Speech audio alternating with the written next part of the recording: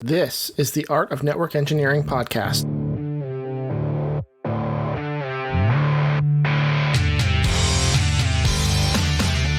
In this podcast, we'll explore tools, technologies, and talented people.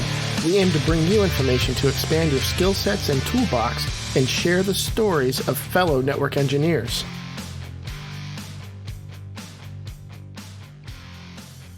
Welcome to the Art of Network Engineering. I am AJ Murray, and we have got a full house tonight. I am super excited. Yep. Let's go to Dan. I haven't talked to Dan in a very long time. Dan, how you doing, man? Howdy, AJ. What's new in Dan's world? I successfully but imported into our MSO and pushed to our secondary data center. So I have officially stretched a fabric now. Wow. Stretchy fabric. Yeah. I like it. That's awesome. Congrats. That's how I'm going. I was sweating a lot when I hit the import button and pushed it, because there's a deploy to sites. It was just like I said my little prayers, crossed my fingers, and clicked deploy to sites, and it did it. So Dan, is this ACI? Is that what you mean? ACI, when you say, yeah, okay. Yeah, ACI. So you have one ACI fabric that it resides in two different data centers. Is that? Yeah, so that it's stretched between the two different data centers. Yeah. Okay. Nice. Wow. That's awesome. Good job, dude. That's big. Andy, how you doing? Hey. How's your bees? I haven't had any bees in my office for a while, but you know what? Oh, okay. But you know what I do have? I got the biggest bottle of maple syrup today from my main man, Pots and Pans, AJ Murray. 100% pure maple syrup from Vermont. I thought it was whiskey. It would be a much different show, Tim, if this was whiskey. Yeah. So there's no bees, but thank you for my maple syrup. I'm Yes. I'm You're really welcome. thrilled. And If anybody else wants a bottle, let me know. I'll be happy to send you. Do I need to check my Isn't mailbox? that going Would to it be in attract there, the bees? well, that's what made me think of it, Tim. Okay. Maple syrup could be the problem, but I'm good, AJ. Thanks. How you doing? Good. So a little backstory. So I don't have the particular mug on my desk, but my wife she had custom Yeti mugs made with the Art of Network Engineering logo on it. So I shipped one out to Andy, Aaron, and Dan, and we made a little Vermont gift basket. It was so nice to put in the box. There was chocolates. There's some chocolate. There's some Vermont stickers. There was maple syrup. Maple syrup. Yeah. And Andy raved about the maple syrup. And he's like, if you think that's good, let me send you some other stuff.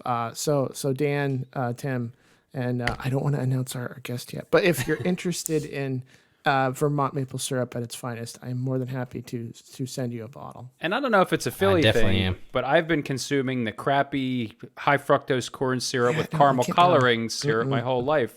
Once you get some real maple syrup, it's a game changer. Mm-hmm. Yeah. Oh yeah. Not to It make is. Oh my goodness It's like good gracious. for you. You know. It's so good. And like I was telling you, Andy, like that stuff is so good. Like my wife and I put it in cocktails. Like it's that good. You do what? Yeah, we put maple. Yeah, I mean it's a Vermont thing, Hey. I'm sure, but like. I told you guys about the beer and putting syrup in beer, right? Oh yeah. Yeah, you We do that try too. it. Do a farmhouse sour with some maple syrup, or really any kind of syrup, I guess. But like I like a blackberry syrup, and man, very nice. And they wonder why they can't get their BMI down, Tim. They wonder why they can't get rid of they're putting maple syrup in everything. Oh, man. That's where all that weight came from. It wasn't staying home all the time. It was because every time I got up to go eat something, I covered it in maple syrup. How you doing, Tim? We got to get to our guest. How you doing, buddy? Yes. So Aaron is out this evening, and Tim is joining us once again. Tim, how you doing? I'm well, thanks. I don't have any big ACI button pushing wins, but we do now have a finished patio on the back of the deck. So Oh, that's a win. my wife is happy, and I now have another spot around the house to partake in my favorite hobby. So There you go. no maple syrup, but Did you build it? Was it your doing? no. You paid somebody to do it, but you're we taking took credit for it. we took. I said we had it done. We No. took the deck down, but Nice. Tim, you I go. have to ask because if I remember correctly, does your backyard have a fence like the patio area? Because when we talked on your episode, I thought your favorite hobby was your 4 kids. So No. The hobby I'm referencing now has to do with intaking certain specific liquids via glasses or bottles. Oh, so funny story. So I was trying to search Discord for something you had typed out once. I was just like, what was that thing that Tim was talking about? So I searched your username, and the amount of beer pictures that you post is really cool. It's a lot, but it's really cool. What did I say? I mute all channels in the Discord except for Encore and adult beverages. Yeah, I like it. This time next year, we'll be having Tim's intervention on the art of network engineering. Hey, thanks for giving me at least a year, though. I appreciate that. We'll all get our notes. Tim, I'm Andy, and I care about you. Yeah. Tim, it makes me angry. Okay, that's probably the longest intro ever. Let's get to our guest this evening. I am so excited. Yes. Teneyia is joining us this evening. Teneyia, how you doing? Hello, I'm great. How are you guys? Thank you so much for taking the time this evening. Yes, thank you. Thanks for the invite. Absolutely. So excited. Absolutely. So let's dive in right from the top. Who are you? Where are you from currently, and what do you do right now? I'm Teneyia. Pretty sure everybody knows me from Twitter. Mm-hmm. I am currently, well, I guess now forever will be, maybe not, in Colorado. Oh, yeah. When did I get back here? Last August, August. Where did you move yeah. from? Where were you going from? And Cali, Pasadena area, Arcadia. How could you leave Okay. Cali? If I ever get to Cali, I'm never leaving. Have you been to Man, Colorado? That's what I yet? said. I was there for 8 years. Okay. I love it there. Did you move, But move for coming work? back here makes me brings me back home. So Okay. Oh, okay. All right. I've been gone since 2004, so it's just time to come back. Yeah. Yep. Yep. Yeah. Very nice. Very nice. And what do you do now for work? Network engineer at 2 places. Excuse me, what? Wait. Oh yeah. Are you working 80 hours plus a week? Yeah. God, dog. Hold on. Before we go And any you're further, studying for IE? Before we go any further, it's very important. Do both employers know about each other? Yes, but You the hesitated. schedule kind of got messed up, so it's not what we originally planned. And so I don't know if they like the new schedule I have, but Ah, wow. I did tell both about each other So you when were- I originally started. You working 2 full-time jobs? Yeah. Wait a minute. No, I did most of networking? last year too. Whoa. Hold on. Andy's. Are the Let two me just go ahead places and ask this networked for together? Andy. No, I'm just kidding. Here it goes, Dan. I know it's coming. Andy's going to ask you, how in the world do you do that and study for your IE? So wait, do you have kids? Yeah. I do. Here we go. I have 4. Wait a minute. No. 4 kids? No. This isn't. Yeah. This 80 isn't hours a possible. week? When do you Golly. sleep? Yeah. Yeah. Like between 2 and 10 and 5? 3. Or I don't get up at 3 every day though. Maybe 5. I've been getting up at 5 lately. So what shifts but do you work? Do you work day shift and then you go to like swing shift? The schedules were staggered at first. Some days they merge. Wow. So it's like in the middle of my first 9 to 5, I'm starting the second job till that's over. But Wow. the end of the day starts to slow down, so it's not too bad. do meetings get like absolutely nuts? Some days. Monday was like back to back to Got back. like a phone Yeah. This each one, year. then that one, then this one, then that one. That's where I was going, Andy. That's, Yeah. Hold on. Only once did I have headset on this side and then headset on that side. Only my once? Just once. Wow. That's no And the joke. last year that I did 2 jobs, just the one time, so I've gotten lucky. I But d- I try to control my schedule as much as possible. So Yeah. Wow. I Are they feel IS- like you kind of have to, right? yeah, You're at service providers? Are you in an ISP or 2 ISPs or? ISP and 911 dispatch center. Okay. Oh, okay. Wow. Okay, very cool. That's Very an cool. intense job, right?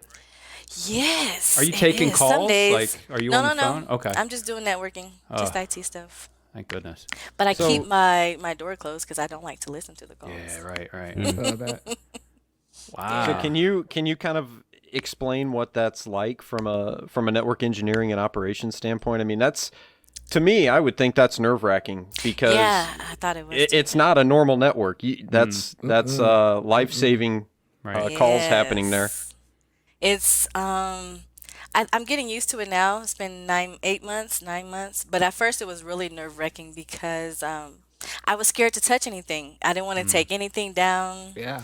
and it's hard. I can't do updates or maintenance because there's no maintenance when we're 24/7. Right. Exactly. So it's really hard. But after a while, you kind of get into the hang of things, and once you learn what agencies need and how things work, you can kind of work around certain high call volume times or I don't like to say slow times. There's literally no slow time, but the least amount of calls you can mess up, of course, the better. So when do you Right. do upgrades and stuff? Like, 2, 3 in the morning. Okay, 3 to just 5. at It the depends slow on the time. day. Like a Tuesday, Wednesday, 3 to 5 is good. wow. Sometimes a Thursday, 5 to 6 is all you have. Is that quick hour. Have you had any Of course, outages yet? nowhere near weekends or anything. Not that affected any phones. Good. Okay. Nice. Very good. So, Yeah. yeah. And So- the one we did was a failed switch at one of the sites, but it was our radio network. That's still bad because that's what we need to get to the patrol cars. But it wasn't as bad as incoming 911 calls or transfers between us and other agencies. So Wow. That's nuts. That's intense. yeah, So- so- sometimes it really is. So now, how long have you been at the ISP now? What is today? Oh, 3 weeks, almost 3 a month. weeks. That's right. Okay. It's still brand new. So I just have to say, like, it's brand new. that used to be my barometer at past jobs when I would get, like, really stressed out or bad things would happen at work, but it was always, at least nobody died. And you don't have that working in a 911 dispatch center Yep. No. because if And you take the network it's down, really it's really intense because if it's not Yeah. the 911 calls, it could be what is it called? Anything that has to do with the courthouse or jail Oh, or sure. officer Yep. patrol cars and their access to certain things from the cars. It could be body cam stuff. It could be a lot. So it's not just the incoming calls. You know, I always so thought it's not just like the 911; it's like the entire like municipal body. Yep. man. Okay. One county reaching another county or court to jail or anything like that. How Patrol sca- cars to servers. You know the little laptop where they're looking up our plates. Yeah. I gotta make sure that stuff is always up. If that's down for a little while, Right, that's How stressful was that job when you first started? Like that? I mean, they're when high I first started. I stakes. was really Yeah. it was really stressful just because I was scared to break anything. Sure. Yeah. And sure. I don't know. Maybe I was at an 8 for like my first month because I was just scared to touch anything. Yeah. What drew you to that position? Do you just thrive in high pressure situations, or? I feel like I do work well under pressure. Very nice. Teach me. Yeah, So- Andy, It's Andy nice, crumbles. though. I love it. Sometimes. I'm working on it. It depends on how many things are broken.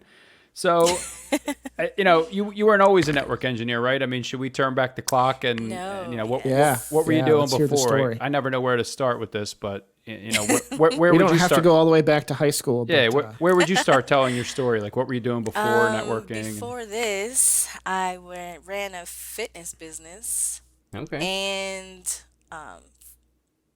3 years I was a manager at GNC. I was doing that alongside of training my clients. Okay. okay. So you're like a personal trainer, you're running a gym, Yep. like, okay. I did everything. Train people. I did meal prep. I would make competition suits. Train people for competitions. And you Anything in the whole fitness realm. and you competed Wow. too, right? Yep. And Wow. I compete also. Do you still, do the fitness thing, compete? I do. I can't wait to get back Nice. on stage. I didn't compete all last year. Yeah. I was focusing on the certs and IE stuff and getting back in IT. But this year, well, I keep saying this year I'm definitely going, but it's already May. Sheesh, I don't know if I'm going to make it. It's been flying by. Yeah, this year's What, fun. what got you into fitness? I mean, have you always been, into health, and did you play sports as a kid? I mean, how do you get into that? I did play sports as a kid, but I didn't take it as seriously as my son does now, or like my husband did when he was younger. Yeah. It was mostly because my dad wanted me to. So I used to swim and track, tennis, but it was only because my dad trying to make me Venus and Serena. But when I was 20s, late teens, early 20s, I did nothing. I was not into fitness. I didn't care about it at all. The last time I lived here was 2010, and I didn't realize how fat I was, so I seen a picture of myself. And I was just furious and embarrassed, and I ended up losing 50 pounds. And then my neighbors started asking for help. And one of them were like, "You're really good at this. You should do this all the time." And I was like, "Okay." And I literally enrolled in a training class like that next week. Huh. And then I got multiple certifications in that. And then I applied to a gym. And it was funny because it was like 10 o'clock at night. And I just did it just because I was bored. I hadn't even finished my cert yet. And the manager called. And I looked at the phone like, "You're still working?" And he was like, "Come see me tomorrow." We chit chat for like 5 minutes. And he was like, "Come see me tomorrow." Then he hired me. And I was like, "Oh, shit." Yeah. As a That's trainer? pretty awesome. Yep. Wow. And then I was killing it. I was their top trainer for like 3 months in a row. I was bringing in like 5,000 plus in personal training. Wow. Dang. Oh my gosh. That's pretty And good. then military life, we ended up moving, and so I just started doing my own thing. Wow. And so instead of going back to the gym, well, I tried to go back to 24-hour when I first moved to Cali, but they wanted me to drop all my clients. And at that point, I had like 50. And I was like, "No way." And they were like, "You either get rid of your clients or make them get memberships here." And I was like, "Fine." And I turned down their offer. So that's when I opened my own private gym. I got a question. So Yes. why do people need personal trainers? Is it, I mean, Well, I can tell you that one. well, so I got these tiny arms, Andy. well, like, I get that you're like a coach. Like, is it mostly for motivation or like accountability? Like, oh, I gotta go and It's that and just the knowledge. Some people literally don't know how to read food labels or what's in their food or how to track calories, what a calorie is. so it's not just a workout plan. You're teaching them nutrition and Yeah. Okay. Yeah. She's No, that's the describing most me, important Andy. part of my She's describing program. me. So. My first 2 weeks, it's not even a lot of working out. It's just teaching you how to have healthy eating habits, how to read labels, how to shop the grocery store, things like that. It's all just nutritional education my first week or two. That's really That's smart. got to be really refreshing to the customers too, because they may come in thinking they're gonna work their tails off, and you Yeah. say, "Well, let's pump the brakes. Let's fix some other things first." So Yeah, that's really cool. 'cause most of the time, I'm going to say 90% of the time, 95% of the time, and that's over my last 11 years doing this.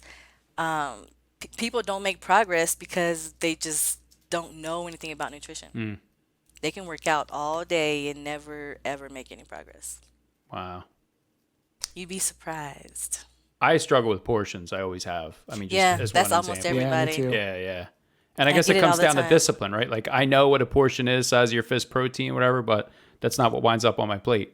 Right? You know, like Yeah, it's your discipline and just, yeah, that's it. You just really have to try to stick to what's necessary. I might have to get a trainer because I've been fighting dad bod for years now, and I am not winning this battle. Dad bod. Yeah. You should try out this T-Rex bod that I have. Like I'm all body in my little arms, you know. So, how do you transition from? I mean, you're running gyms, you're running the show, you got all these clients, you're making a ton of cash for them, whatever you said, 5,000 a month or whatever. Like, Yeah. did you get out of that? How do you make a transition from super bodybuilder to like a tech person? I always was the tech person. I went to school because I wanted to do something tech, and I ended up getting a degree that was mostly focused on software and web development. But I didn't like coding, so that I keep was a hearing no-go a for me. reoccurring don't theme understand. here. You come to the right place. Yeah. Yeah. I'm still waiting to find somebody who likes coding. I haven't met them yet. Yeah, me either. We're in the wrong Was- tech Twitter because they're so not on the lab every day. Where was this thing. chronologically? Were you in school during the gym stuff? Before, after? That was before. Okay, so The you got, school was 2004 through 9.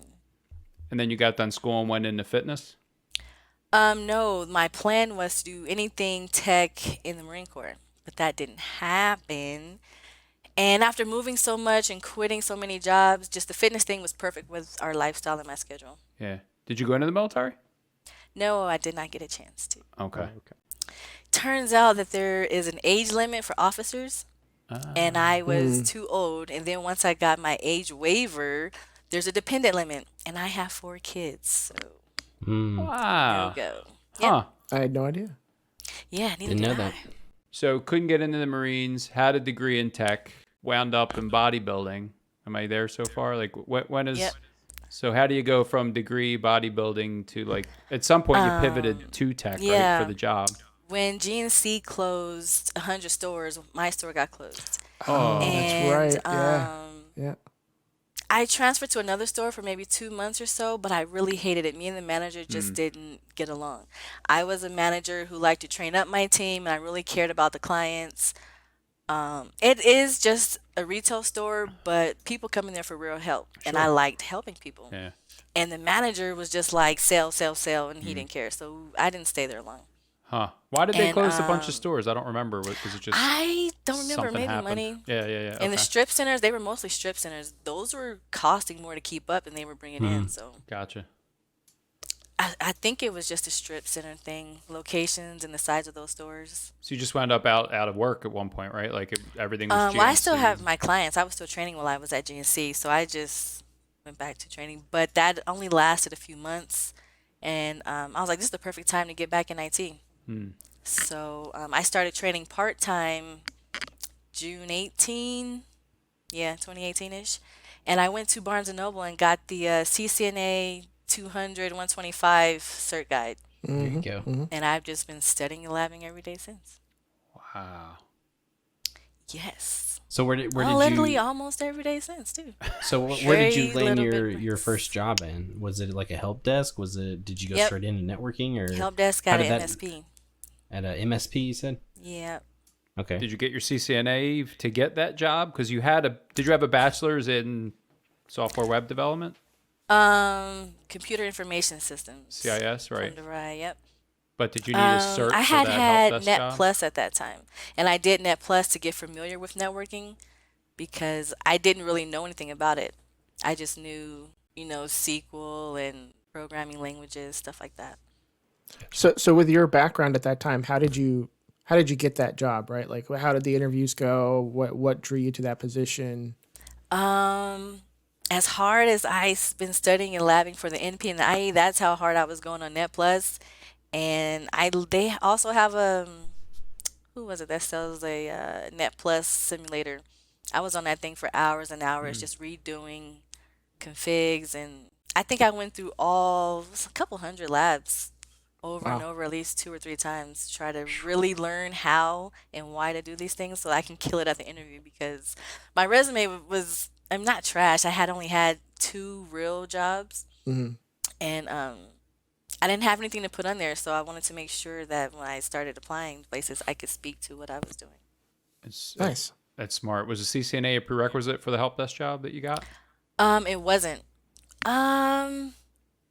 I think it was on their posting, but they knew I didn't have it yet. So you like networking, you wanted to get into it, and you knew that CCNA would help open some doors, maybe? Is that kind of why you went after it? I borrowed 2 books from a Marine. He's basically an engineer for the Marine Corps. And something in that book triggered me to Google something, and CCNA came up, and something CompTIA, and that's how I fell on those guys. I got you. And I originally created my Cisco account. I tried to do the route switch NP, and it was like, no, you got to get NA first. And then when I was reading through those, I was like, let me go back to Net Plus and start from the very bottom, and then work my way up. Get that foundation in there, right? Yeah, Yeah. because I figured, I thought I would remember some things, but I didn't learn any of that stuff when I was in college. So I started with the Net Plus because it was a more broader overview, and it was vendor neutral. It wasn't so tailored to Cisco. So how'd that help desk interview go? Was that your first tech interview? It was, and it was really nerve-wracking. I felt like I did terrible. And it was funny because the CEO, company owner. It was a small company. He interviewed me. He kept saying, "It's okay, calm down." So I must have been super nervous because he was like, "You're doing fine, calm down." Like, And I am was like, calm. I am calm. Did you tell him to calm down? I did. Yeah, no, you calm He down. was like, "You're doing fine, calm down. It's okay, calm down." Oh gosh. So I must have been really wired, but I felt like I did terrible, and I was annoyed because I felt like I had labbed so much, and I knew how to configure everything that I was upset when I couldn't answer his questions. But the problem is I spent all my time labbing and learning CCNA stuff, and he was asking me things from A plus and Yeah. things inside of a PC Right. and I was going to ask you about that next. RAM and all that crap Yeah. processors, and I was like, that's not in my book. I don't know. Because I've heard that about help desk jobs. A lot of people get like A plus, right? Learn like all the hardware. Yeah. So yeah, I wanted to ask you why you were Yeah. studying so hard for network for the help desk position, but I guess Because their posting said network administrator. okay, And then once I got there, it was not. right, right. Oh, a bait and switch. Yeah. The old Well, bait and that's switch. not your fault. Yeah.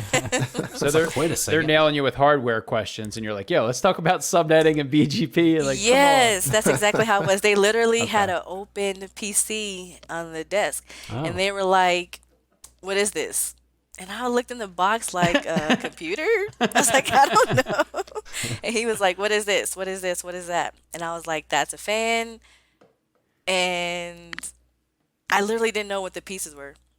You're like, And I was like, I thought you were going to ask me networking questions. And I was Excuse like, I me, can when are you configure gonna wheel in the OSPF for routers here? you. Right. now, did you say And I that was tonight? like- Did you tell Yeah, him? and I was like, I can draw a network on the whiteboard. Okay. And I was like, I do that kind of stuff. And I was like, Gotcha. I'm sorry, I don't know what's inside of my computer. I use it to do networking stuff. Right. So smart that you And pointed out your so, strengths, right? Yeah, Yeah. I just told him, I was like, I wasn't expecting you to open up a PC and ask me questions about servers and VMware. I said, I don't. And then I explained to him coming from fitness and I was studying networking stuff. And they must have just felt like I could learn it because they hired me. But what you felt like you bombed it. They thanked you and shook your hand, and you left. And you're like, Actually, they was like, stick around for lunch. We had lunch. okay. Okay. And during the lunch, the questions kept coming back to me, and I remember telling the manager and the CEO, I was like, "Let's do a redo." I said, "I do know the answer to this question, this question." I said, "But you were throwing acronyms at me and a lot of alphabet soup, and I've been studying for NA, and I was not thinking." And I was like, "I do know what this is. I do remember this, and I have done this before." And then during that lunch, they said, explain to me why, like I'm a client, why I should upgrade from Windows 7 to 10. And then maybe that's what did it because they were like, okay. And after lunch, I felt like we changed the environment a bit. Okay. And I've never been invited to lunch. Yeah. Interview, by the way. So Yeah, that was weird. you Me were doing either. something right. I mean, they wanted you to stick either. around, right, and see. They were like, we have lunch coming. You want to have lunch? And I was like, sure. Wow. So they offer Yeah, you the thought that job was weird on the too. spot that day, or did you go home and they called They called me like 2 days later. you? Okay. Were you surprised that you got the I offer? was because Yeah. I didn't know any of the questions, knew nothing about VMware. I knew the fan inside of the PC thing. And I was like, that's a fan, power supply. Like I couldn't name anything. And it was really funny because I wasn't expecting any of that. And then as much as I use computers, sheesh, my entire life, maybe since 7th, 8th grade, you would think I could answer more questions about Windows and updates and no, I knew none of that stuff. Well, and So you were also kind of under pressure, right? You thought you were going in for a network admin Yeah, that position, too. and you're getting questions about an open That PC too. case. I would have been a little nerve wracked too if I walked into that situation. Yeah. I would And have asked ended him if up, this was a joke, like. I almost did because Am it I was in the wrong completely interview? opposite of what I expected. Uh, I almost did because I was like, this was weird. I thought I applied for the wrong job or I was at the wrong place. The first 20 minutes was really weird. Yeah. Wow. Yeah. Did And you- they were like, I had Googled the company and the CEO, and I seen a video of him interview on YouTube. And so I kind of used that to tailor Smart. my interview. And I was just like, I don't know, when I felt the interview started going downhill because they put the computer away, they was like, okay, well, let's move on to something else. And they handed me a laptop and they were like, how do you do this? Or if I ask you to do this, how do you find that? And it was like doing things in control panel and stuff that I had never done before. Yeah. And Yeah. I think the entire time I've used a computer, I think I went in my own control panel once to add a printer in my entire life at that point. So I felt like I really bombed it. I literally couldn't use a computer, and I've been using one my whole life, so it was really weird. So you were like, get me you were like, give me the console cable, find me a switch, and I'll show you some stuff. Yeah. Yeah, when I felt like it was going downhill, I brought up some of the things that I saw the CEO talking about in his interview. And then that's when I pointed to the There whiteboard it behind is. me, and I was like, I thought I was going to make a network with VLANs and OSPF and stuff, and I was like, I can do that. So you did your And research. they did. They had me do that. They asked me, they gave me a like a criteria, and they were like, draw a network that has this, this, and this, and we need this many computers, and I need this and this, and that's when I So- got to the so whiteboard hang and I on. started drawing everything out. How long was this interview? Oh, I was there an hour and a half, maybe.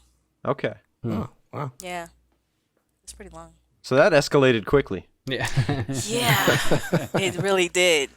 Because I was, at first, I gave myself like 5 quick seconds to keep feeling terrible. And that's when I hate saying I get aggressive and I get mean, but that's when I kind of got more stern, like, this is not what the thing said on Indeed. I don't know anything about VMware. So you lean into them and you're like, yo, this isn't my fault, man. You guys. Yeah. And you know That's a what's valid funny? I point, complained yeah. about that for like 4 months, my first 4 months. And again, because I was just doing things that wasn't expected. Managing Active Directory. And the manager, the IT manager or help desk manager, he gave me a task. And halfway through it, I'm Googling how to do it. And he walks by and he was like, how come you don't know how to do that? It's a basic script. And I went like this and I was like, and all I could do was just breathe. And I just started fussing like, that's not what was on Indeed. And this is what my search is. This is what I can do. I told you this at the interview. I've been telling you this for 3 months. And I just lost my mind. Don't mess with her, man. And I was like, this is what I said. And it was after that, he's like, he still gave me some trouble, but not as much. Because, like, you were literally giving me things I had never seen before.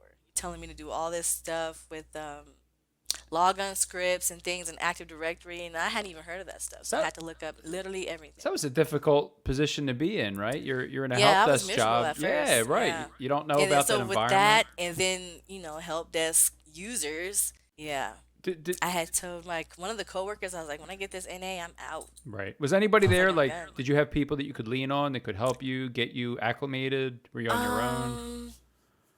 Not really. I was a little on my own. Yeah. That It's makes a it small even worse. company. I Right. think there were 7 of us total, and not that they weren't helpful. They were nice guys, and sometimes they were helpful, but they were also like, "How come you don't know how to create a script?" It took me almost 2 weeks to create a script with Python that automatically clocked me in and out, and I had to learn how to use Python and how to do the scripts and how to run it. So we kept arguing over things like that. I was supposed to write a script to reboot servers, and I was going in manually and doing it, and that was making the manager mad.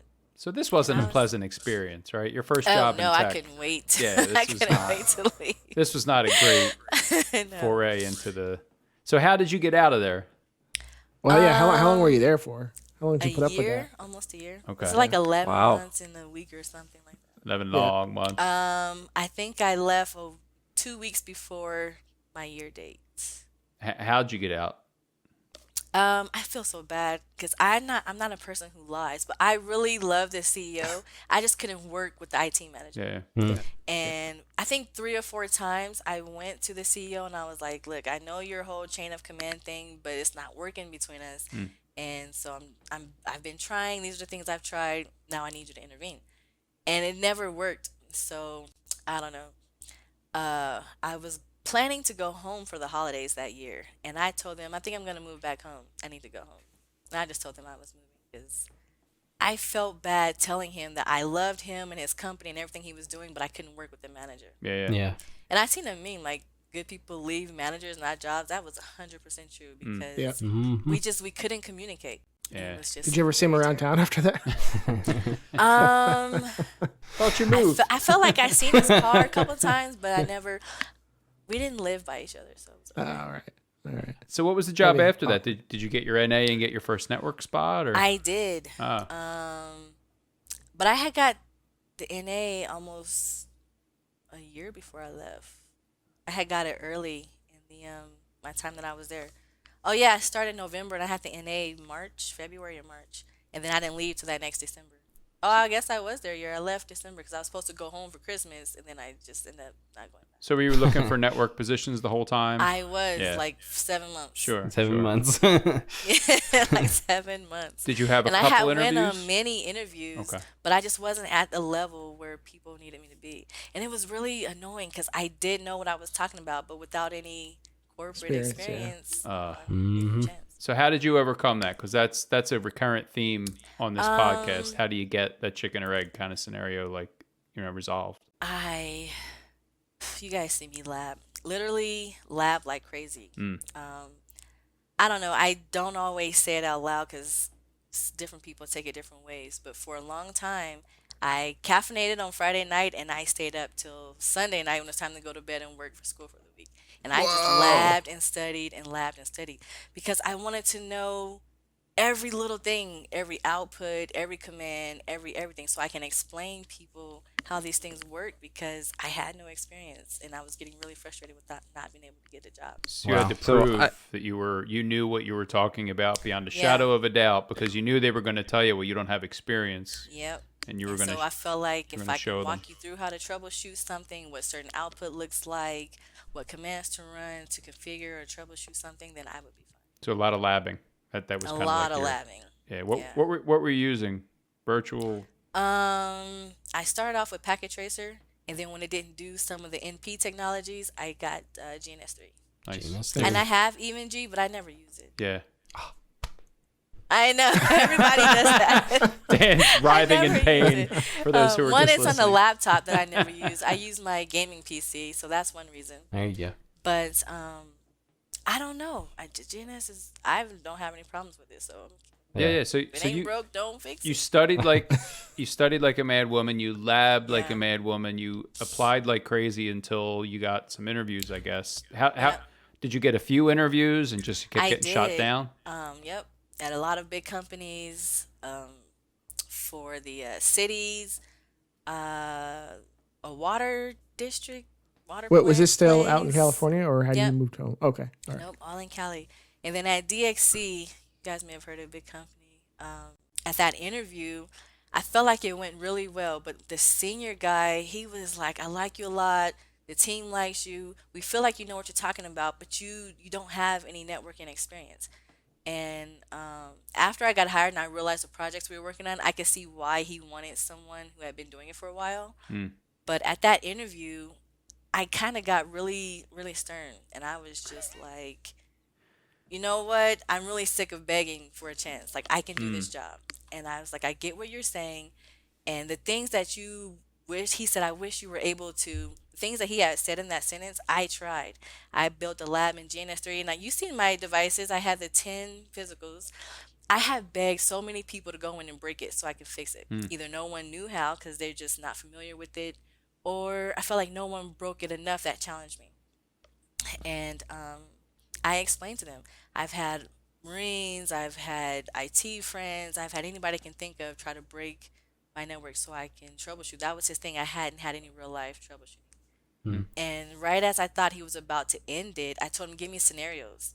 Give me something to fix, and I could show you that I do know what I'm doing. Yes. And it ended up being an MPLS thing. Ooh. And when I walked them through what I would look for and the output I would check, they were like, okay, she knows what she's legit. Nice. This is awesome. Nice. I was know, getting really frustrated because I think that was like my 7th or 8th interview, and they were like, "Oh, you're so nice, you have so much potential," but no. That's not what I want to hear. I know. You gotta get mad.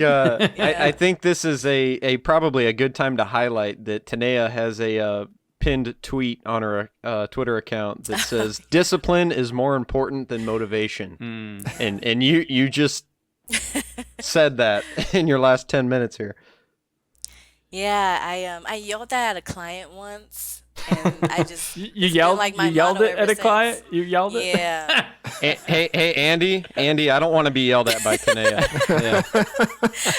No, she was just fussing about how she couldn't stay motivated. And I'm like, motivation lasts for like 10 whole seconds. Like, you have Yeah. to be disciplined. That's what's more important. Yeah. And I don't know, we had cardio or something, and she was like, I'm just not motivated to do it. And I was like, your body literally doesn't care if you're tired or unmotivated. Like, your results are still the same. You could run the treadmill mad with the attitude or whatever. You're still going to burn calories. Like, you'll still get results. And I think I was really fussing at her that day. And after I said that to her, I ended up putting it on my wall.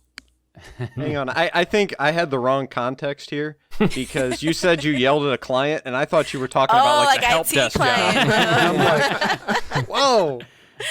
No, that was a fitness Well, client. everybody Okay. she yells at offers her a job, so there's a I thing here. That's a valid point. Yeah.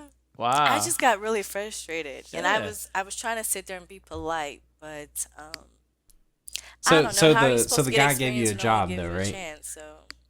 Huh? So the guy gave you a job then after you Yeah. described your MPLS how you would troubleshoot it. They were like, all right, and so they gave you the job.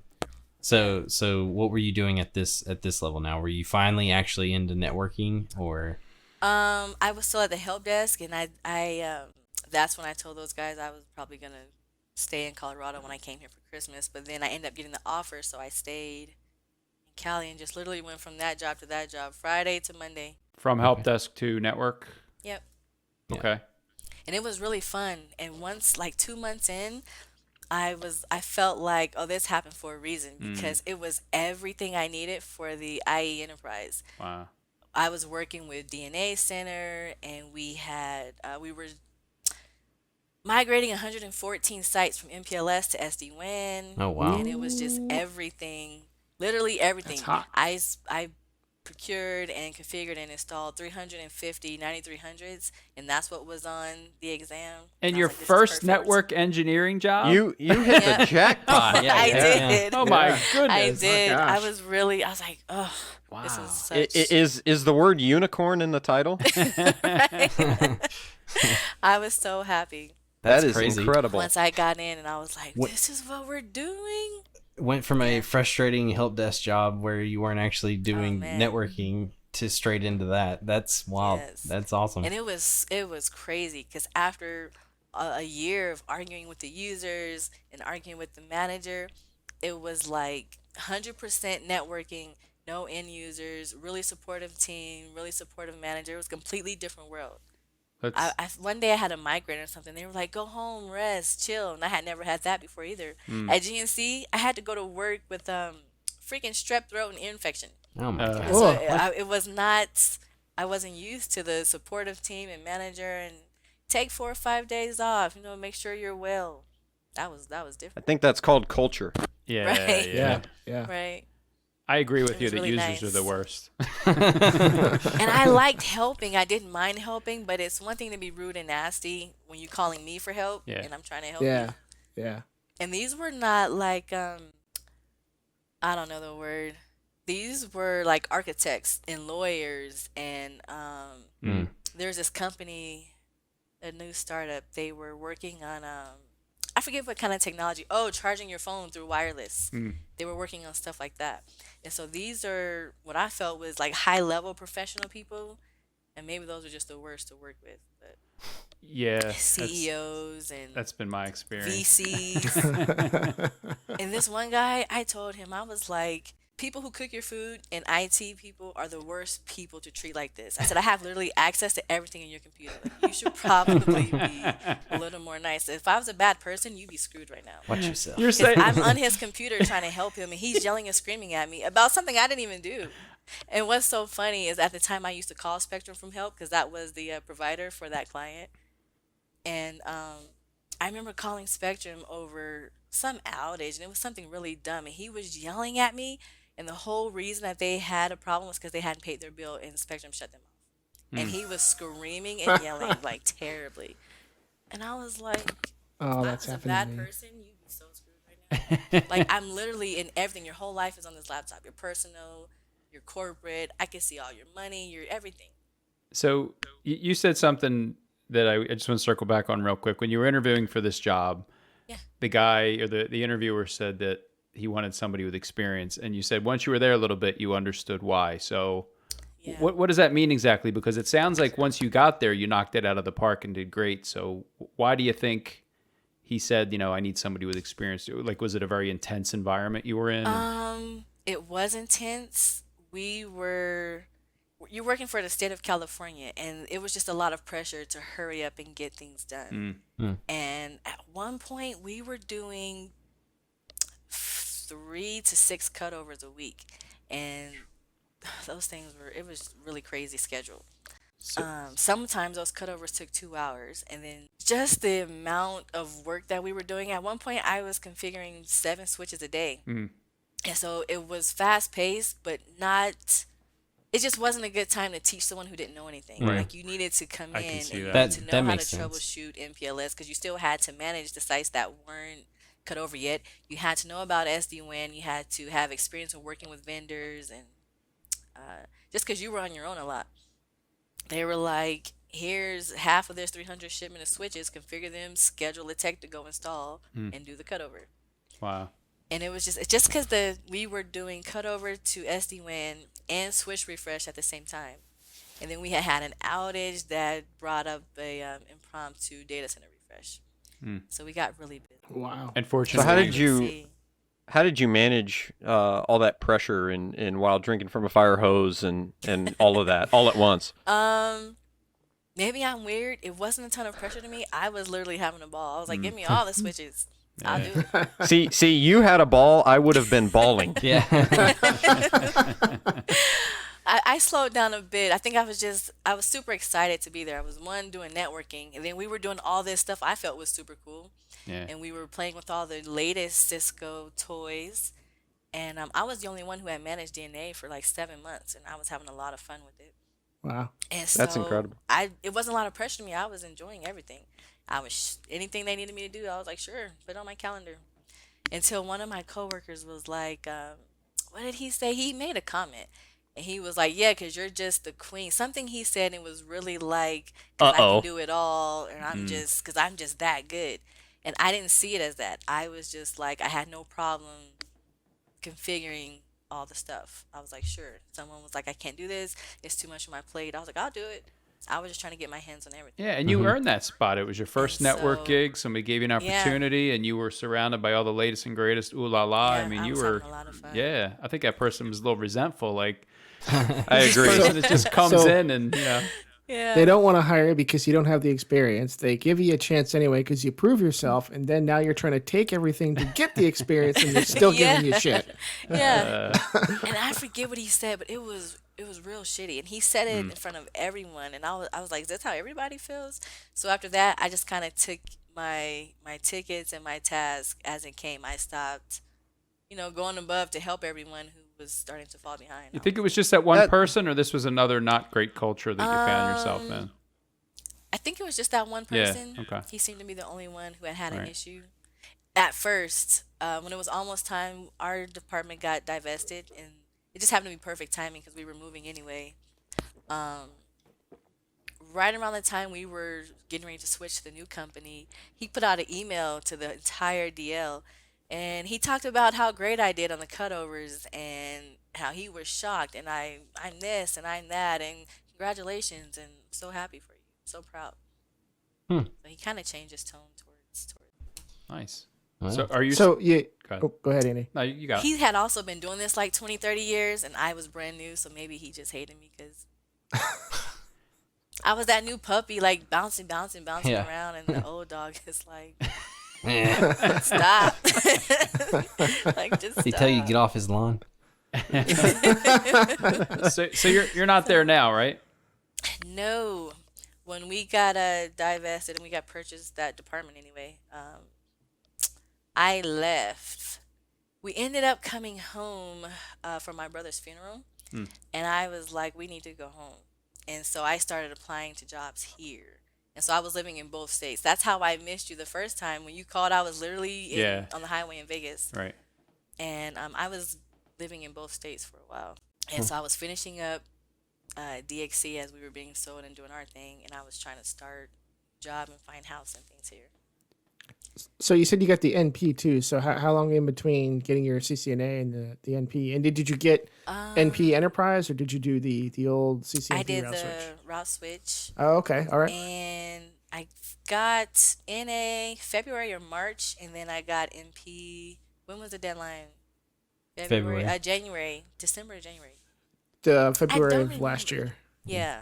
Yeah. I think I did it. I don't remember when. I remember talking to you, Andy. We were trying to finish up T-shoot. Was that January? Oh man, you February? gotta bring that up. So I gotta ask one of my old questions that I used to ask everybody, because How do you do it? Well, because I really, I want the listeners to learn like how you did this, because you're a busy person, you're working, you have kids. Like how I didn't get the MP, right? I failed T-shoot. I took too long, and now I'm kind of like bumping around with the MP again. Like how do you study? I mean, is it discipline? I know that you lab like crazy. That's secret sauce. But like, do you have a? I failed a bunch of those exams, the old route switch. Like, did you fail any of them?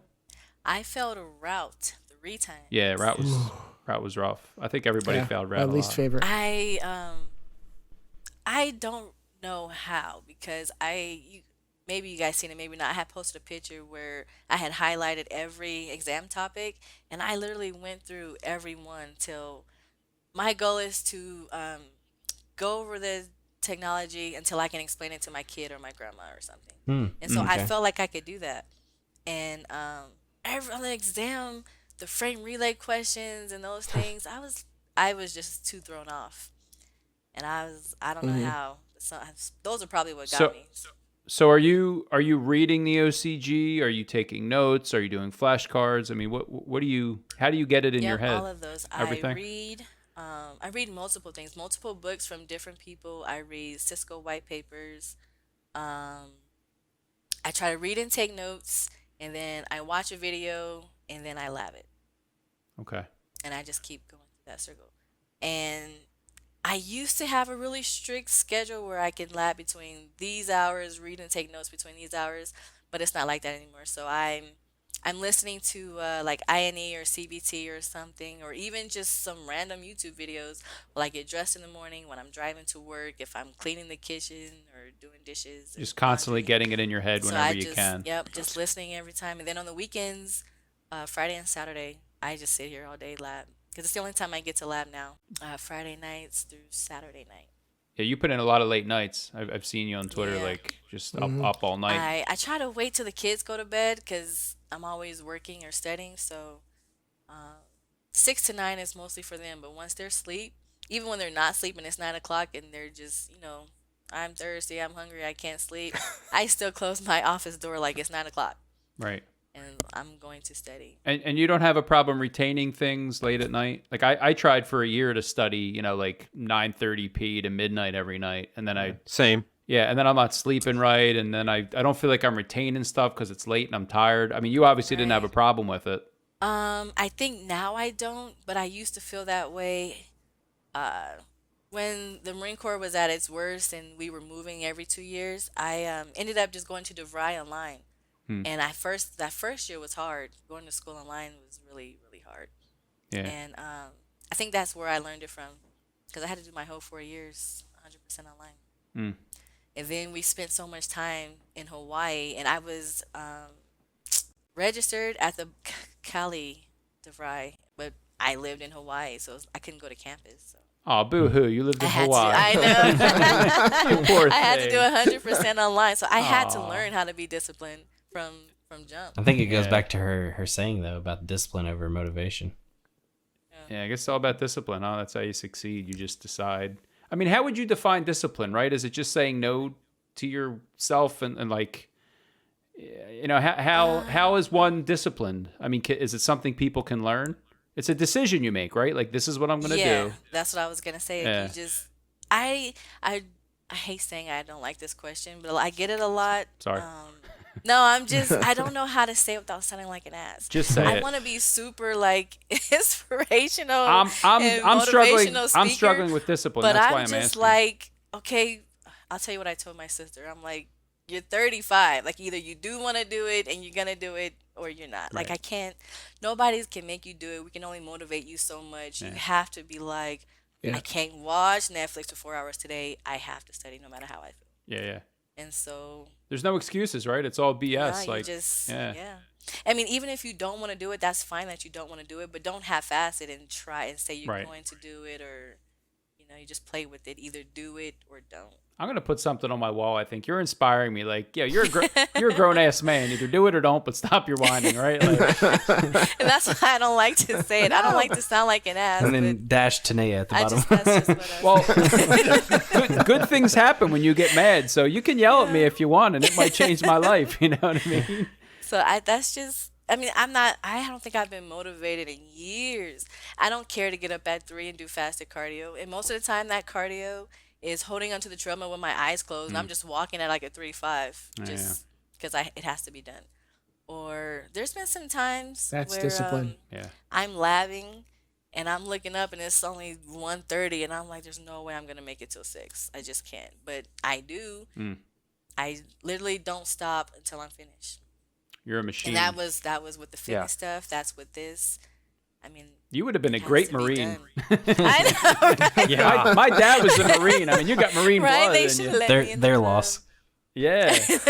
Yeah, no joke. So you moved and you got a new job or two new Yes. jobs. Was it easy to get those? Was it a lot of interviews, or because you had experience, it was an easier sell for you? A little bit of both. I had finally had a little corporate experience where I could talk to managing a lot of devices. Well, I used to say a ton of devices until I got to Spectrum. I realized what a ton of devices really is. Yeah. But I finally had experience managing large networks and troubleshooting real life things, not something I broke my own self in the lab. And so when I was able to talk about things more comfortably or to the business. And that was another issue, not being able to talk the tech to the business because I had never had to do it. And I tried to like regurgitate things I've seen on YouTube and heard people say. That's what I like about Jeremy from CBT. He tells stories when he teaches. And so I try to remember some of those stories that he would talk about. One of his stories helped me learn spanning tree. I hate a spanning tree. But I remember one of his stories and actually helped me at that DXC interview because between the spanning tree example and MPLS, I think that's what got me. But he said there was an article that he read and he was like, if you haven't read this article, go search it up. And I did. And reading that article, it helped me see the drama that it could bring and how to troubleshoot it. And so when I was able to talk about how to troubleshoot it, I mean, that's not nothing you can really lab because that just kind of runs by itself. So that one's hard to do. Right. So Jeremy's the man. yeah, that one helped. So I got to ask this question because I've worked in corporate networks like my entire career. So what's the difference between working in the corporate environment and a service provider? Man, there's a lot of differences beyond just the huge sides. The technologies that are used. No lie, this has been the best 3 weeks ever. So many things that I've labbed and learned are now starting to click because I see them actually being used at Spectrum. There were so many things that I just know or memorized or learned from labbing that I never used. Even at the at DXC at the dispatch center, it's just not needed. And so it's really nice, and things are literally starting to click now. Like the campus design, forever I was like, what is the point of this? Why do I need the core? Like it's going nowhere to the internet. So I thought, but then Spectrum has a 5-building campus, and now I see what it's for. At the dispatch center, there's 16 routers and maybe 75 network devices total, and I didn't. The place before that there was 2 switches, and so I didn't see the need. And then even when I was at DXC, some of the county sites, some sites were huge. We had 27 switches at one location, but it was like 3 stacks full of just a ton of switches per stack. It wasn't set up in kind of like a 3-tier or anything that I was reading in the books. Nothing that I was seeing in production. I still haven't even seen EIGRP. And so it was a little weird. You're not missing much. It was weird. Like I'm reading and learning how to do all these things, and I'm still not getting experience. So I don't know how to use them. Yeah. So This has been a great 3 weeks. What I'm hearing is that going the service provider route was your way of branching out and learning new things. Is that valid? It's just I'm able to see what the book was talking about now. I mean, I understood why things were being used, and when I lab it, I kind of see it, but seeing it 15,000 devices is a whole other. So why did you go to service provider? Why did you go from one side of the house to the other? Since back in 2017-18, that was where I wanted to be. I feel like the service providers manage the entire country, which we do. Yeah. I'm on the backbone, and so the core, like everything has to get to us, go through us to get to everywhere else. It's pretty cool. And that was what I wanted. I wanted to be part of a huge network. I wanted to have all the technologies configured. I wanted to be able to touch everything. All the toys. Way back from the beginning. Yeah, that's exactly what it was. All the toys. And so that's why I was so disappointed with Enterprise, because not that I don't care and it's cool and everything, but the whole SD-WAN and just pushing buttons and let the software do everything, I didn't like that. Right. So. I know. When I first started on ACI, I was just like, oh, I get to learn VXLAN and IS to IS and all this stuff. And then it's just like, nope. Oh, the computer does it all? Yeah, that's exactly I don't want to do it. There's a checkbox. That's exactly how I felt. So what are you studying now? I mean, I know, but... I have been 100% on Service Provider Core. Service Provider Core. That's awesome. How long have you been studying for your CCIE? A year. How's that going? I got to the point where I'm really happy to be switching to service provider. Okay. So are you going to bail from like IE Enterprise and? Yeah. Okay. 2 months ago, I officially quit studying for Enterprise. So now you're IE service provider. You just totally pivot to that. Different books, different videos. I wouldn't even know how to study for IE. Like how is it like anything else? You get a book. There's videos. Like, same process. Yeah. It's just some things go into more detail than. Right. I forget what I was looking at. I had watched a video. I forget CBT or IT Pro maybe 4 or 5 times, and watching it on. I think it was INE and some webinar I found on YouTube. I forget who the instructor was. They were talking about things I had never heard yet. And I was like, oh, that's the IE level. Okay. So is it like how segment routing replaces MPLS traffic engineering or something like that? Something that I hadn't heard anywhere else yet. Yeah, it just went right over my head. So it's just more, it's more detailed. But it's the same process. Read books, take notes, watch videos, lab it up. When are you taking that exam? I mean, you just started, right? Yeah, it's gonna be a while. Yeah. Do you got another year? You think since you're switching, or okay, another year? So you got to do a service provider core, and then isn't there like a service provider like specialization? Yep. Do you know what you're gonna do for your specialization yet? What does it stand for? SPVI. I think it's VPN something. Oh yeah. Yeah, I'm gonna do that one. Nice. It's like 100% MPLS, layer 3, layer 2, Ooh. some segment routing. And this is Cisco, yeah? That's the track you're going down. And so, is there a single vendor in the network you're working in now? Is it multi-vendor? Oh, they're multi-vendor. Cisco and Juniper shop. Yeah. And I commented on a Juniper post, and they gave me some vouchers, so I'll be taking one of them. There you go. Probably so, why are you going the Cisco route, not Juniper? Because you're a multi-vendor shop. Just because I had already been on Cisco right. for so long, but it was nothing against Juniper because I've used those two for the last 3-ish or so years. It was mostly just finishing out. I keep calling it route and switch, but just finishing that out was what it was about. Does it make you nuts jumping between Junos and Cisco? It did. Yeah. Again, this has been the craziest 3 weeks. It did till this last Spectrum. Because I'm on XR all the time, and it's the same kind of OS. Yeah. And so where I was getting confused, now I'm like, oh, they both do that? This is what that is. I never got used to it when I was in an ISP, jumping back and forth. And then I've been in Cisco for so long, and now I'm jumping back into a multi-vendor shop, and I got to go for my Juniper SP, and I'm like, man, here we go again. The first week, I was like, I had just everything in the text, and I was just copy pasting because I couldn't remember. Yeah, you're putting all the Cisco commands in the different Juniper and vice syntax. versa. And yeah, damn, Yeah. It's like work. Except for I don't have to touch a lot of the Juniper stuff is in the backbone, and while core and backbone work together, I'm mostly just on the core IP side. Not I do some backbone stuff, but like backbone of the US, I don't touch a lot of that. Not yet. So, my team so doesn't. what you're saying is like the ISP network's so large, like they actually have a team that just deals with the core and a team that just deals with the backbone. Like, see, that's a wild concept to Team me. that's Like, just fiber, that's just like everyone has just your thing. There's a little crossover, yeah. but How about automation? Are you doing anything with automation? I don't, because I think we have a specific team for that. Oh, okay. Because I've seen some things like on emails or certain tasks in like Jira, but we don't.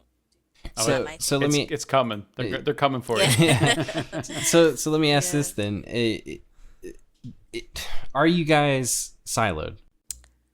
You have to be in a gigantic organization. There's no way to not be. There's a little crossover, but for the most part, yes. Okay. Because well, I'm happy the guy I just replaced left. He left to Doxis, but he was kind of doing a little bit of both. I don't think very long, because what is that? That's mostly cable side. Yeah. Yeah. So there's very little, but not a lot of crossover.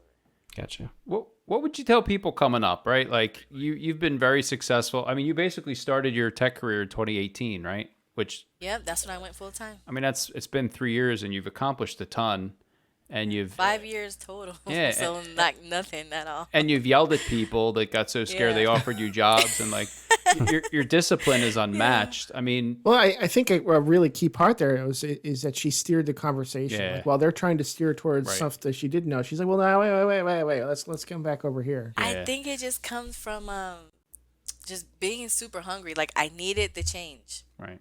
and so I was doing whatever I had to do to make it work. And that's 'Cause I think so. It's so easy to, you get into an interview and they start asking you questions that you didn't prepare for, and you start to get the deer in the headlights, like, and then you don't. Some people don't bounce back from that, right? Like they get stunned that Yeah. like I didn't know the answer. Then the I don't want to say shame starts to set in, right? But you just start to feel bad for yourself because you don't know the answer, and then you don't fight back. You fought back, and that worked out well for you. Yeah. And it's a lot of it comes from how I talk to my kids. I tell them you get 5 seconds to be scared. And if they're scared longer than 5 seconds, I know it makes me a bad mom, but sometimes I fuss at them, like, you just get your 5 seconds. That's it. And so when at the help desk thing, I got a little upset because it wasn't what the posting said and not what I had been studying or expecting. And I almost was like, I don't even want to do this anymore. But I had heard from everyone in the whole world that I had to start at help desk to even get to where I am now. So I had to make it work. And I just told them, like, this is a little bit unfair because this is not even what Indeed said. And, Yeah. this is not networking. I mean, there is some networking with VMware, but it was like a data replication and stuff like that I was going to be doing. Like, it was nothing even close to what I had been studying. Were you raised in a military family? Because my dad was a Marine and a cop, and you get 5 seconds he of being was? scared sounds a lot like stuff my dad used to tell me. Like, I was not. my dad would always say, "Listen, you panic, you die. So when you feel panic, you Yes, start." that's exactly what we tell our Yeah, kids. It's take a deep hilarious. breath. You start working the problem. So that's what you're teaching your kids: is be scared and then just make a decision that you're not going to be scared anymore, and then work the problem. Right? Like, is that what you're Yep. telling them? Yeah. Yeah, that's. They get 5 seconds. That's it. I love it. And my daughter, she's poor thing. She pushes me to my limits, but she's after I'll count to 5 and she'll still be super hesitant, and I look at her like it's been 5 seconds, and then she goes. And so I'm a little intimidating, but I don't want them to be scared and to Yeah, you're not raising make strong decisions kids, or right? take risk. Or Yeah. on my fridge I have a thing that says to not have tough skin. I feel like they need that. So. Yeah. I think that's going to be the Tough title of right this now. episode. You got 5 seconds. That was what went through my mind almost every interview. And like literally when I started getting people at Spectrum, they're so freaking smart. And everyone, they've been doing this forever at DXC, even on Twitter. My 5 years looks like nothing. And some days I have those days where, like, I have to read an extra 2 hours because I feel like I was trying to keep up and play catch up with everyone. And so that's another reason I tell myself, like, you get just that little bit of stuff to feel like you're not good enough that you need to keep. Right. So I was it's not just just going to the ask you kids, that. it's Have you myself. ever felt imposter syndrome, or if you have, you felt it All for the time. but you feel it for 5 seconds and then say Yeah, I literally, Okay. I try to stop my yeah. my negative thoughts really fast. Yeah, that's I need to adopt that. Yep. that's secret sauce right I like there. that. Yeah. Yeah, for real. Is there anything we should have asked you? Is there anything we didn't get to? Like, we're getting. I mean, we could talk another hour if you want to, but did we miss anything? I don't know. What did you guys want? I don't know. I mean, you I got can't think you of got an any. awesome story. It's very Things and stuff. inspirational. Oh my gosh, Thank yeah. you. I try. I feel like, not like I feel like it is. I feel like I want to help people learn how to build willpower and discipline. I thought I had a good handle on that being a trainer, but sometimes I just don't like to talk because I don't like to come off really asshole-ish or ugh. Mother-in-law hates me. She hated me in high school anyway because she felt like I was just stuck up. And people say I don't give a good first impression, so I'm always scared to kind of talk or tell about my story because I want to help people reach their goals and be healthy. But when they're like, "Well, teach me how to be motivated. Teach me how to stay disciplined," I'm like, "You just do it. I don't know how to do that nice." So I try to, keep it. See, that's a helpful message, though, and I forget who it was, but for months on here, now I'm going to blame the pandemic because why not? But for months on here, when we started the podcast, I was crying and moaning and how are you doing it and I don't remember if it was Aaron or somebody, but somebody just called me out and like, listen, you either make a decision to do something or you don't, but stop coming on here and whining and crying about if you're not going to do it, don't do it and stop whining.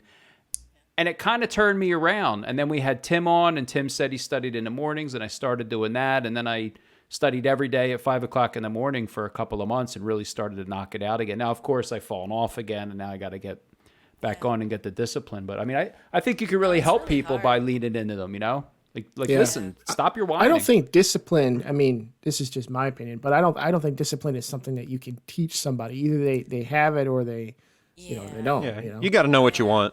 Yeah. Yeah. I used to say, it's just not your thing, and when you find your thing, you're gonna do it no matter what. And I Yeah. would say that, but at some point, I kind of felt like I was not enabling, but like making it okay that some people are just lazy or they just half-ass. So And you're teaching stopped. discipline by example to me Yeah. because you're married, you have kids. That's a good point. You have 2 jobs.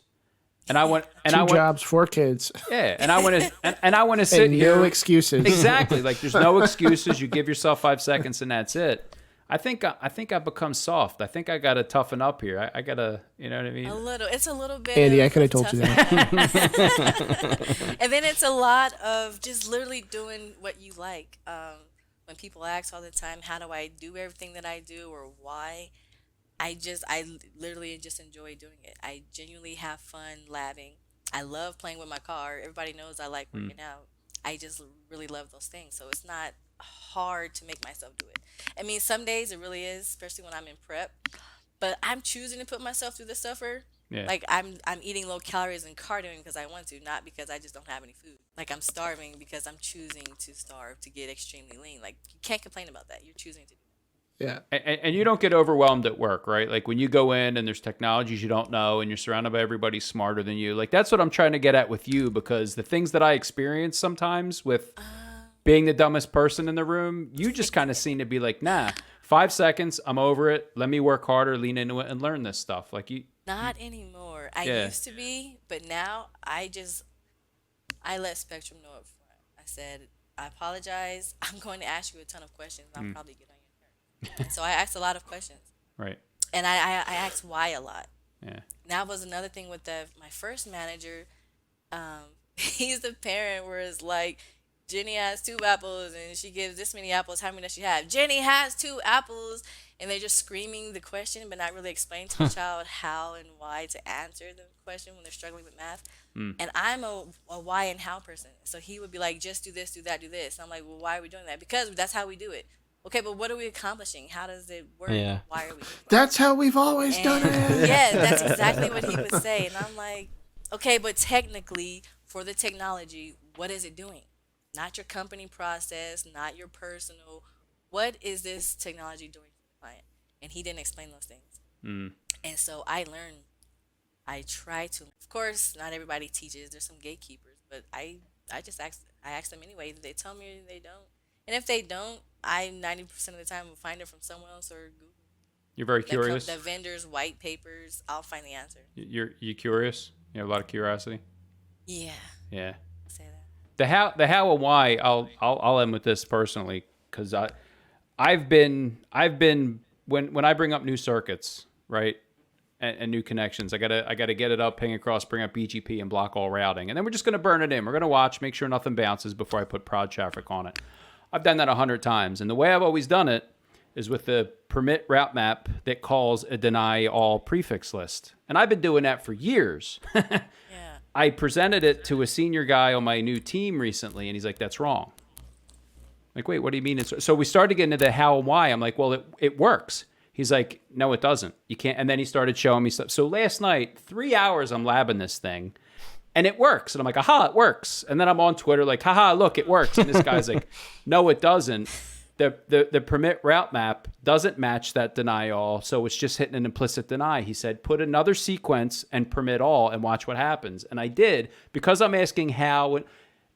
The way I did it always worked, but not for the reasons I thought it did, because I wasn't asking how this thing works. I just knew it solved my problem. As soon as I put that permit sequence 20 permit all my routes got out. Now, that would be a big old problem in production.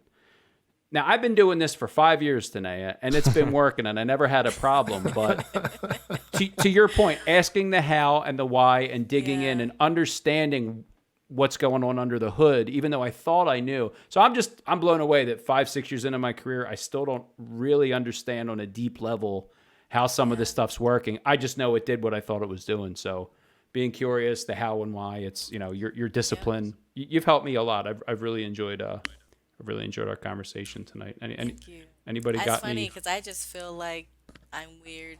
I think I've been saying that since high school. One of us. Yeah. One of us. Teneyia, what I really admire about you is that, from my point of view, you don't see challenges, you see opportunities. Mm-hmm. I love being challenged. Sure. That got me in so much trouble at Amazon, you wouldn't believe. But I love I love puzzles. I love troubleshooting. I love doing something hard. It's probably why I like bodybuilding, because this shit's hard. But I like being challenged. That could be it too. I like hard stuff. That's awesome. Excellent. Where can people find you on the socials? On the socials, for tech stuff, Twitter at Teneyia W is my Twitter. And then I keep all my fitness stuff and car stuff on Instagram. But Instagram, my gym Instagram is Teneyia Lives. I like the fitness. I don't know why I'm writing this down. I have all of it. I follow you everywhere. But it looks good, AJ. It looks good. Right. That's usually when I'm on just Twitter and Instagram. Oh, okay. All right. I was just going to ask if you're anywhere else. Blog or anything like that? Not anymore. No. And I keep saying I'm going to, but I don't. Maybe I'll get back into it.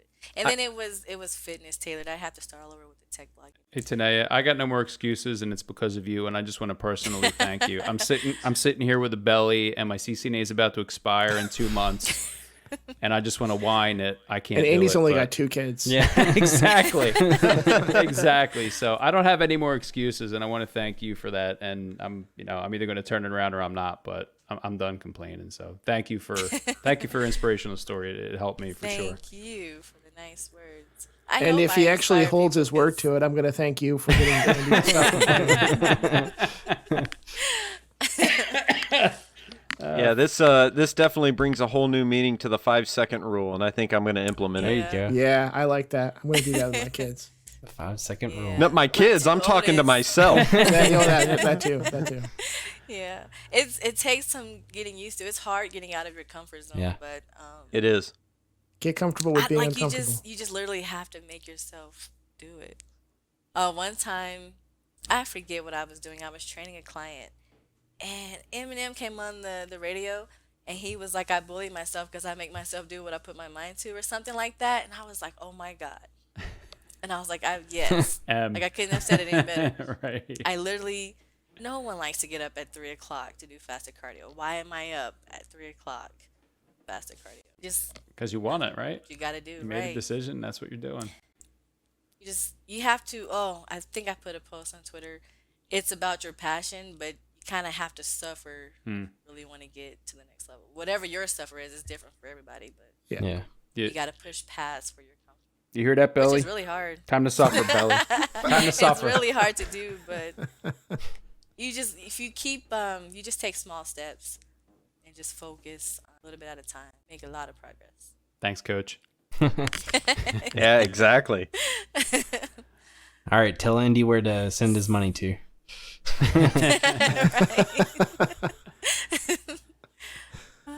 I love it. Well, thank you so much for your time tonight. Thank you very much for joining us. And you can find links to Teneyia in our show notes. And we will add all the notes of everything we discussed tonight. Any parting words from anyone? All right, that's a wrap. Thank you so much. Have a good night.